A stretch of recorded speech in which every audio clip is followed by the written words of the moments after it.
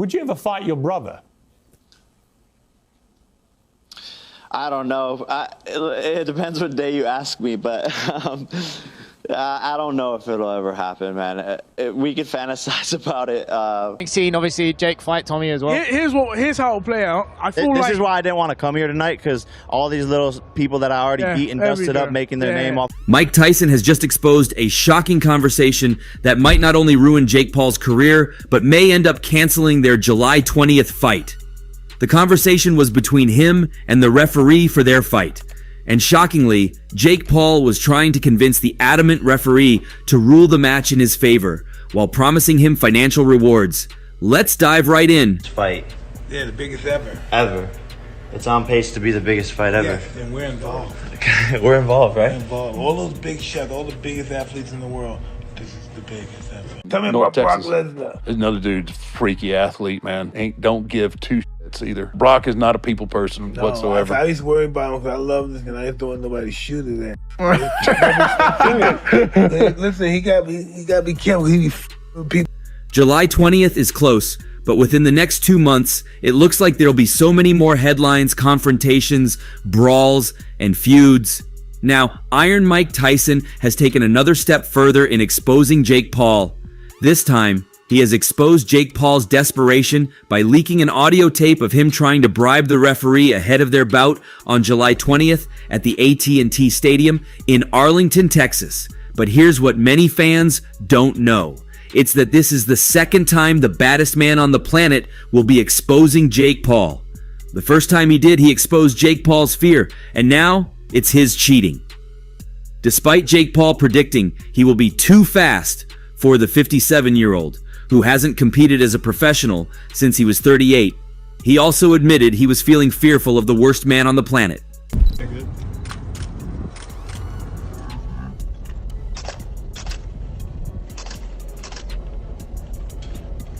I think he's underestimating me. I truly think that, Paul said. It's a heavyweight fight. He's the bigger man, but I'm the faster man.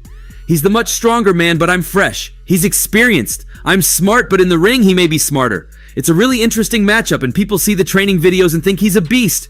But I know I have what it takes to beat him.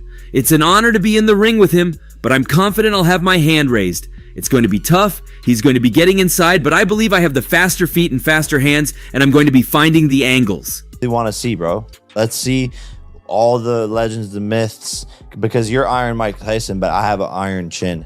I think people are underestimating me being able to deal with his power, and that is what something. But Jake Paul also admitted how damaged much his matchup against Tyson was doing to his confidence, as he's been overwhelmed with thoughts of a 58-year-old brutally knocking him out. Interestingly, Jake Paul's fear didn't start now. It was first observed a few weeks after the fight was announced, however. No one thought he would nurture the fear to the point of canceling the fight. Back then, his panic reaction caught many people's attention as Jake Paul was reacting to a particular video where the 58-year-old machine was seen on a new solid punch training, or let's call it speed punching, since his punches were coming after each other in rapid succession.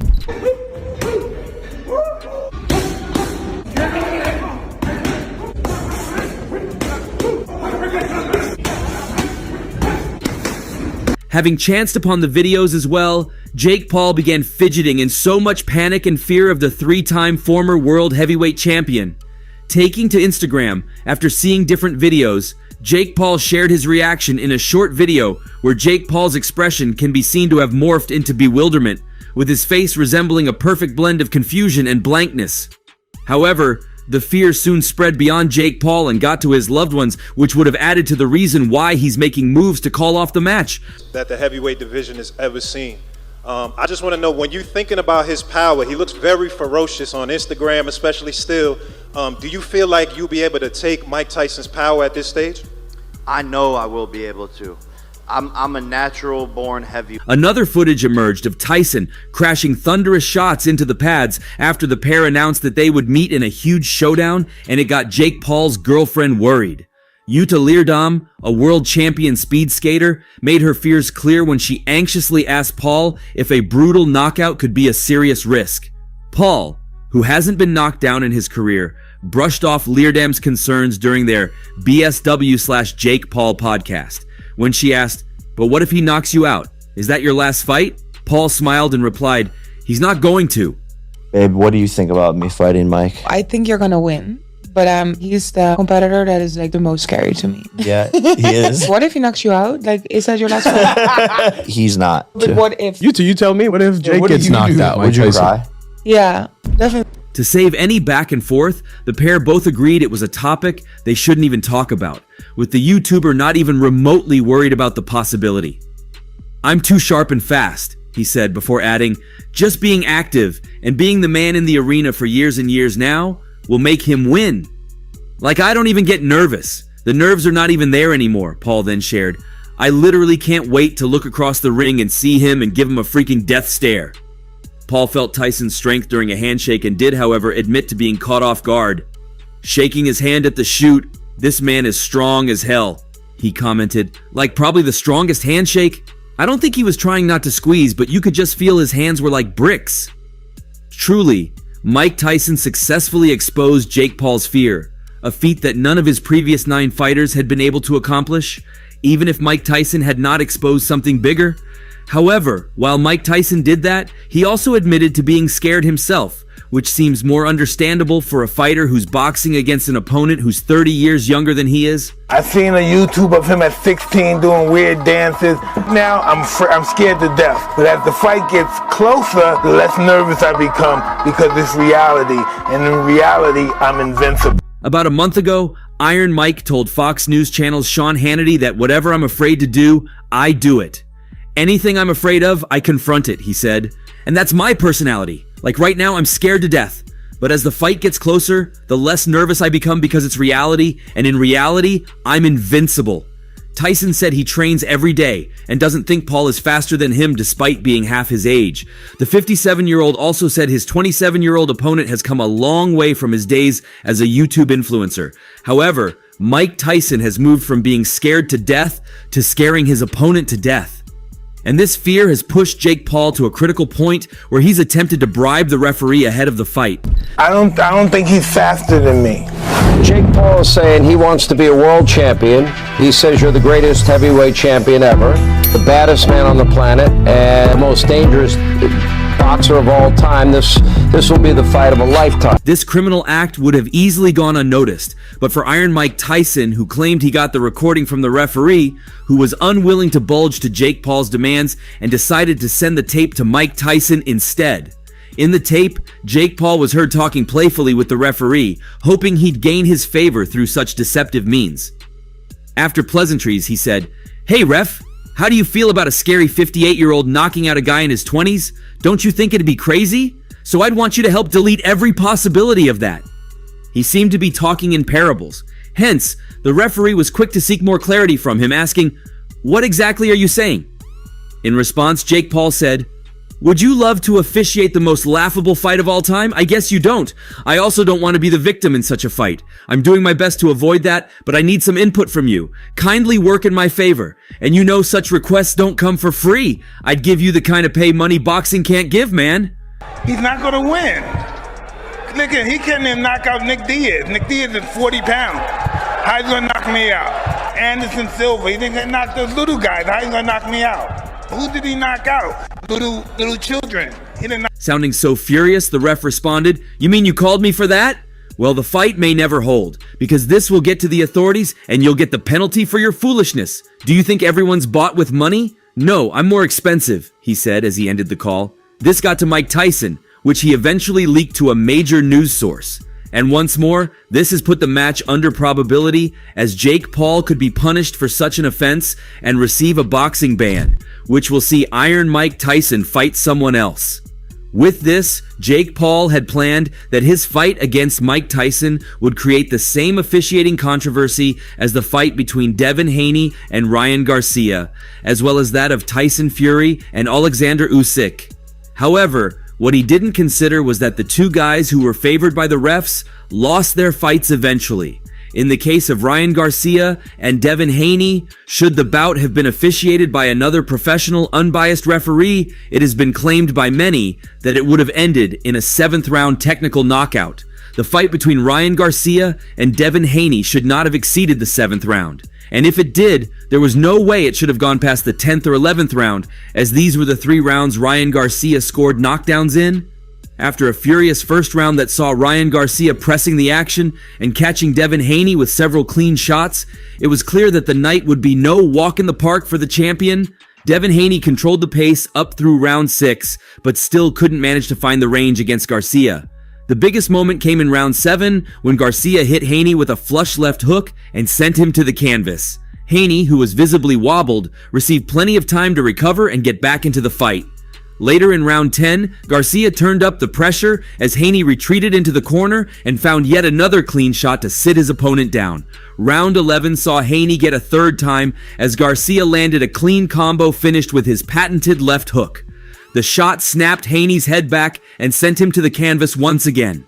Before the fight, Devin Haney was listed on the betting odds as plus 580 to be knocked down at any point of the fight. He was knocked down 3 times.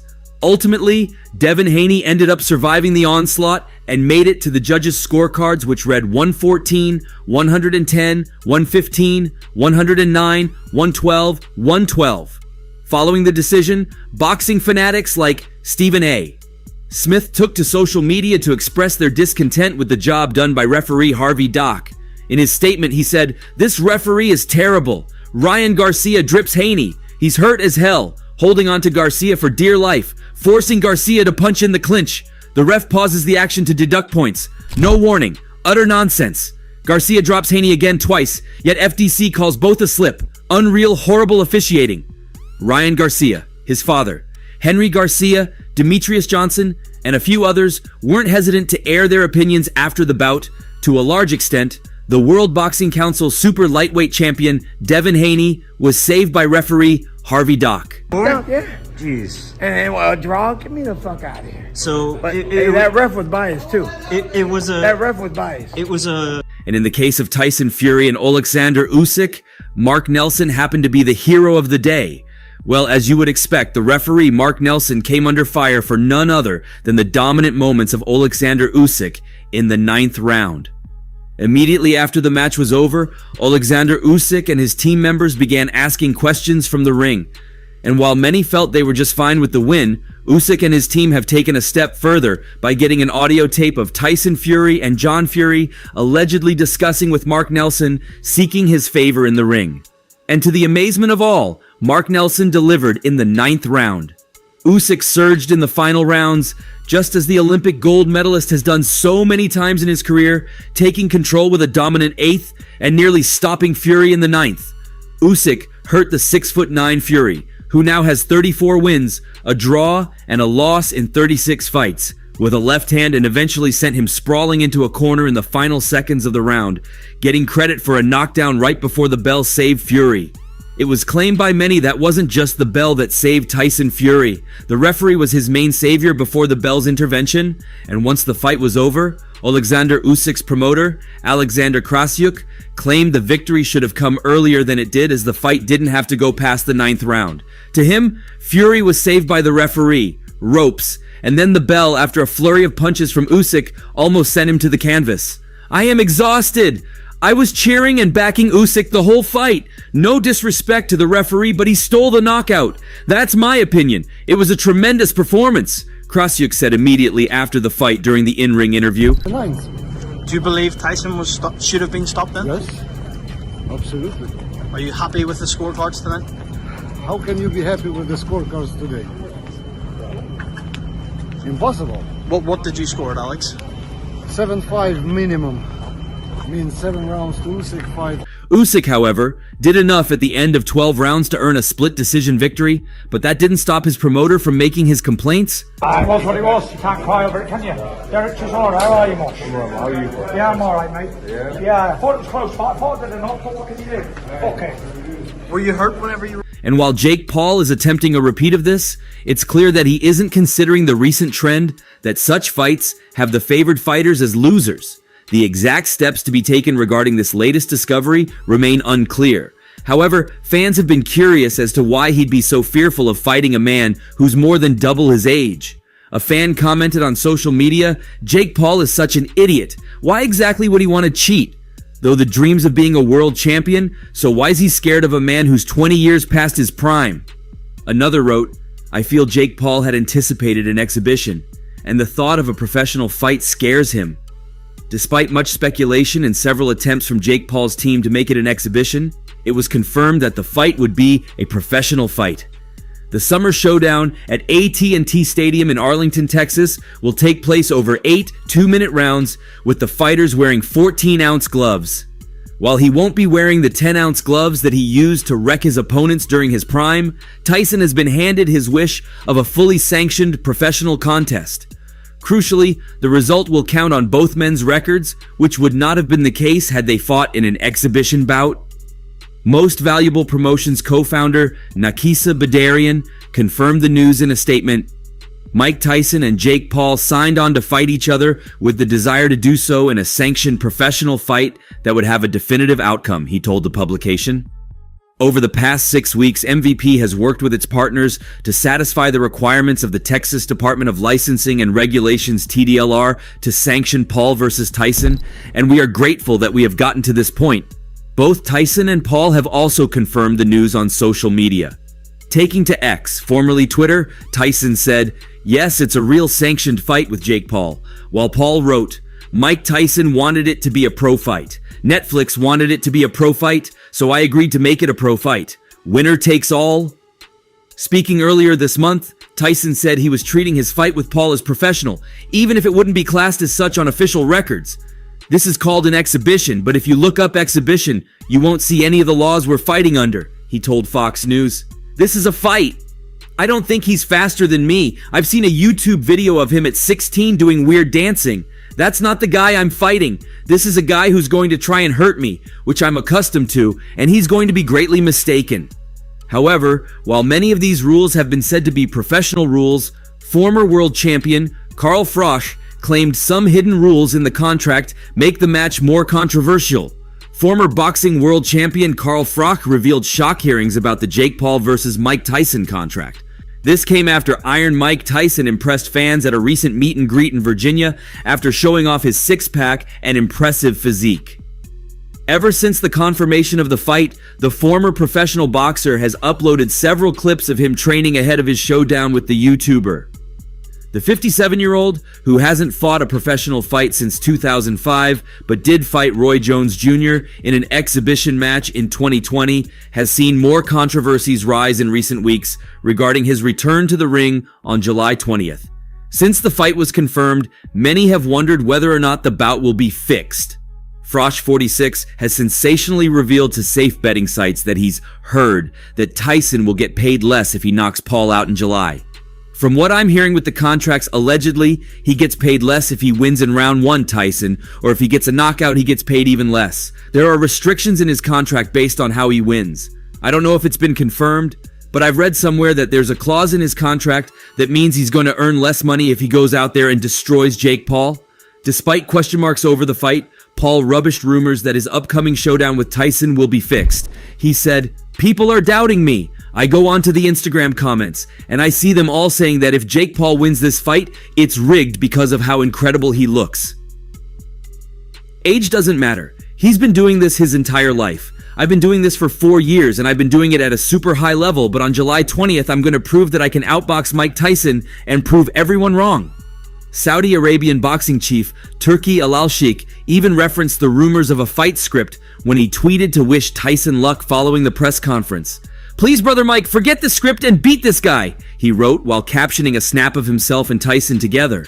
Mike Tyson was referred to as a gimmick fighter by a reporter ahead of his fight with Jake Paul, and he was not best pleased. Boxing at any age is a hazardous sport. Boxing actively encourages participants to strike opponents' heads to incapacitate them by knocking them senseless. As we get older, our bodies take longer to heal. Our reactions get slower. Therefore, as a general rule, the older fighters are, the less able they will be to avoid or defend against punches, McCabe said. McCabe continued, "Furthermore, any impact they suffer could be exacerbated by the cumulative damage acquired from years of being hit in the ring in their younger days. Put simply, the more blows to the head you receive, the more likely you are to suffer a long-term injury."